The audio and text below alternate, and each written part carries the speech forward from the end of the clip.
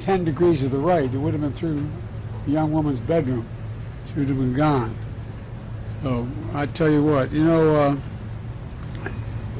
just did this aerial tour with Live Oak Police Chief Keith Davis, surveying the damage on the way up here and then on the ground since we've been here, surveying the damage of a Category 3 hurricane that made landfall Wednesday morning. No winds this strong had hit this area in 100 years. Pray God it'll be another 100 years before this happens again. Senator Rick Scott, who's with me today, I want to thank him for his cooperation, his help, and he shares the view I do about FEMA. They're doing an incredible job. But the work, in a sense, is just beginning. We got a lot of work to do. And all the officials from Florida, I want to thank them. Jill and I spent time with the incredible first responders and folks who ran toward the danger instead of away from the danger when this storm was coming and when it hit, and with their families, the families whose lives have been upended. We didn't meet everybody. We met a lot. Here in Live Oak, massive trees, as I just was referring, were uprooted from intense hurricane-force winds, flooding and severe damage of homes and businesses. Police Chief Davis, who's probably can hardly wait till I go because we're spending so much time with him today, and I appreciate it. I really do, Chief. He not only, while he was doing his job, he lost part of his house. He lost the roof on his barn. It was destroyed. A leader at school lost part of her roof and her car was destroyed. Power is out across the county as chicken processing plants and lumber mills, so they can't operate, affecting the economic well-being in the near term. Just here in this county, millions of broiler chickens had to be destroyed. I know a little about that.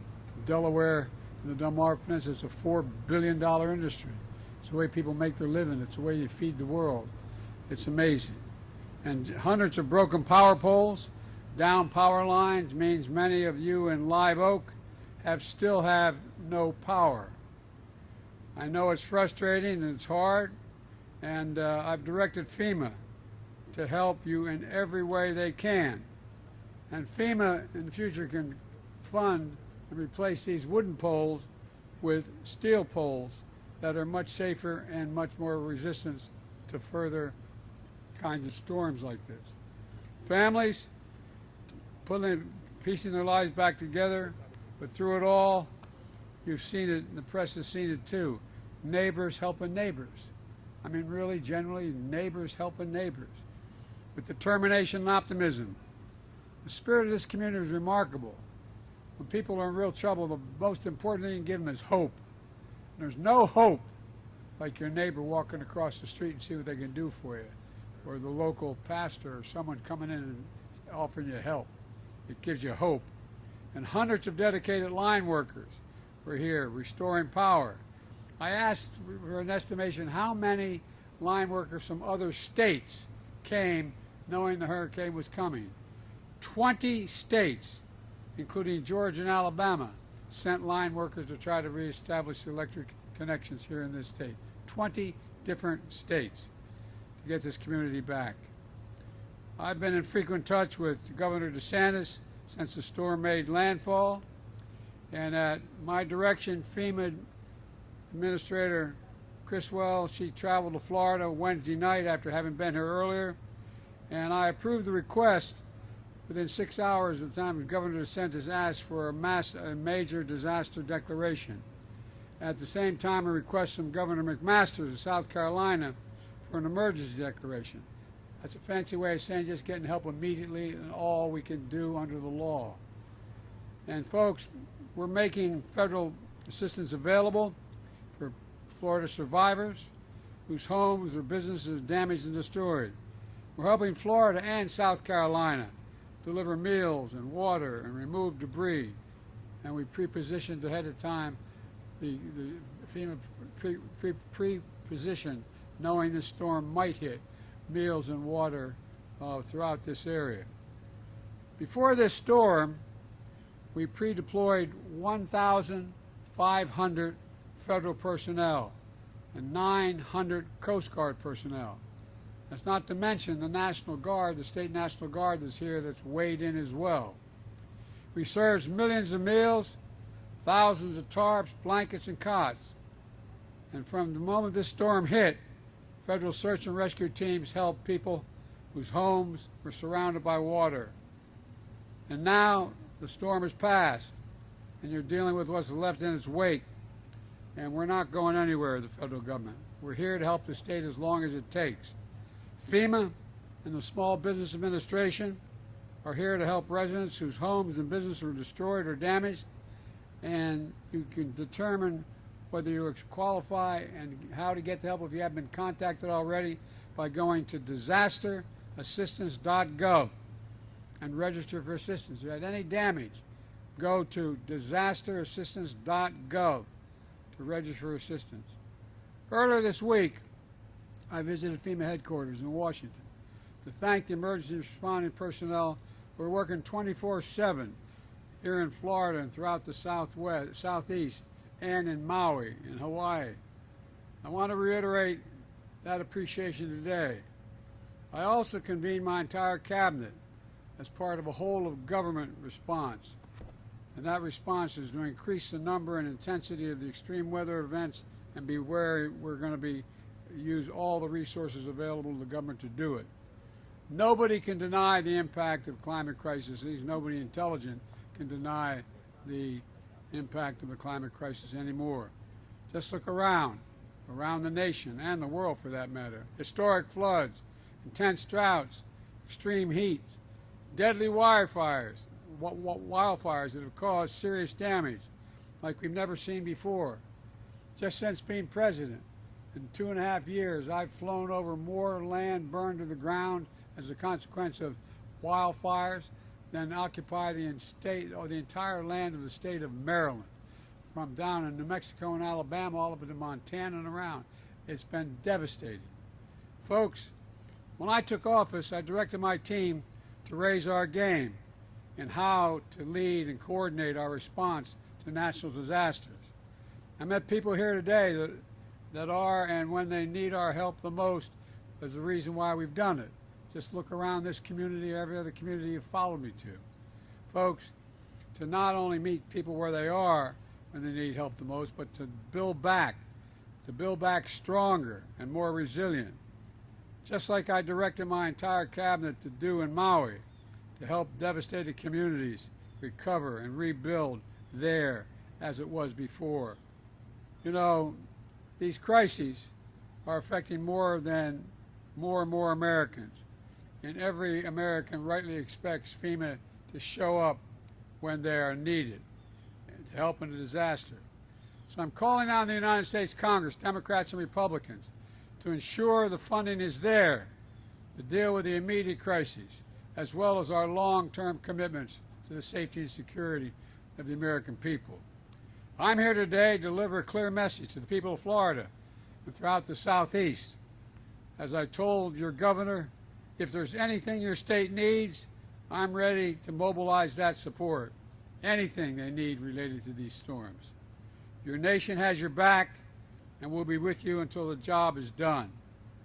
Before I conclude, as I'm about to head back north, I want to say a word to the people of Jacksonville, Florida, on a different subject. We're still reeling from the shooting rampage near Edward Waters University and HBCU last weekend. A terrorist act driven by racial hatred and animus. Our hearts are with you, those of you who were affected and all your families. A terrorist act, as I said, driven by hatred and animus. And ladies and gentlemen, and let me say this clearly, hate will not prevail in America. Hate will not prevail in America. Racism will not prevail in America. Domestic terrorism will not prevail in America.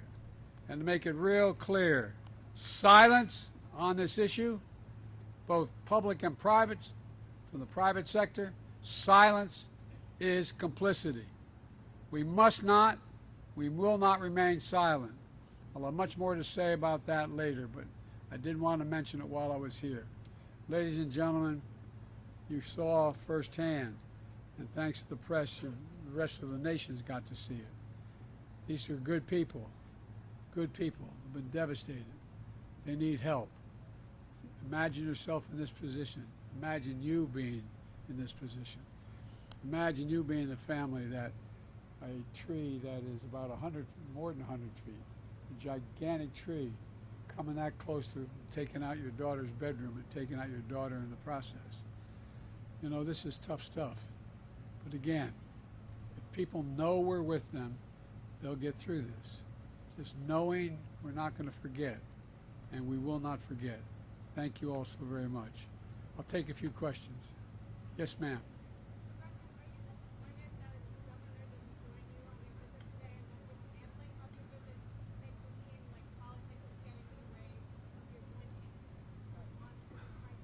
Well, no, I'm not disappointed. He may have had other reasons but he did help us plan this.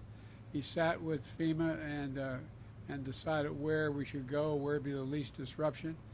And I'm very pleased. The guy who we don't agree very much at all, the distinguished former governor and senior senator, he came, talked about to me and to you all about what an incredible job the federal government was doing. And I found that reassuring. And so I think we can pull all this together. I really do.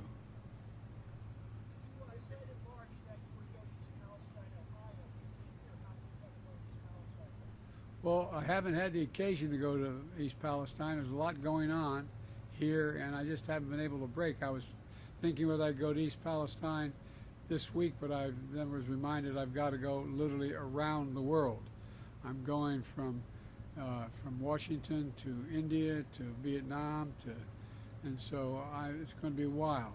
But we're making sure that East Palestine has what they need materially in order to deal with their problems. Mr. Mayor? Yes. Mr. President, are you confident that there will be enough money to deal with this disaster and the other disasters that have happened and will continue to happen around the country? The answer is I'm confident because I can't imagine the Congress saying we're not going to help.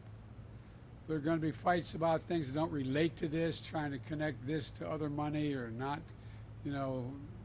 but I think we'll get through it. I just can't imagine people saying no, they're not going to help. Well, ladies and gentlemen, oh, I'm sorry. I wasn't even supposed to take the questions now. Mr. Mayor, I apologize. The podium is yours, Mr. Mayor. Thank you, Mr. President. And again, thank you so much for coming to Live Oak and highlighting the tremendous suffering that has taken place here. And again, I am with you, and my heart is with these folks who have this damage. But you did hit on some themes that I think are important. One is, but for the grace of God, we're so grateful that there was not more damage or loss of life. These kinds of things we can replace. People will get back to normal, and things will move on. And we're just so grateful that people are safe here in our county. You also mentioned something that my wife said to be sure to say, and it's already been said, and that is neighbor helping neighbor. And we've seen so much of that, that each one helping another, and it's very important and very impressive to me. And then the third thing that you hit on was thanking all those who have responded, first responders. I mean, we could just go down a long list. The federal government, the state government. I appreciated seeing Senator Scott here and you guys working together and talking together. It is really, I think, impressive and important to have that unity. We've had local response, our local people, and then we've had numbers of linemen come in, and we've had a number of other first responders and so forth, and many volunteers, people who come for free just to help to get this community back on its feet. We're so grateful for those things. And you hit on all three of those, and I'm thankful for you doing that, just to let people know that type of thing is important. We see that here in Live Oak, and again, we're so thankful for people who have helped. I did want to point out, Mr. President, this is an historic site. The old Douglas High School, named after the abolitionist Frederick Douglass, was located here and had to be torn down a number of years ago because of asbestos and other issues. But the Douglass Center it remains, and it's become a symbol here of pride for this community. So we're in a good place here today, and I'm glad this is where we could hold this event today. And thank you for coming here. And again, thank you so much to the First Lady for coming with you. I'm sure she could have done a lot of other things, but she's kind of like my wife. When I go somewhere, I like for her to go with me, even if it's to jump in the car and go out to Walmart. So we enjoy being together, and I know you do too. So again, thank you, First Lady, and thank you, Mr. President, and God bless you.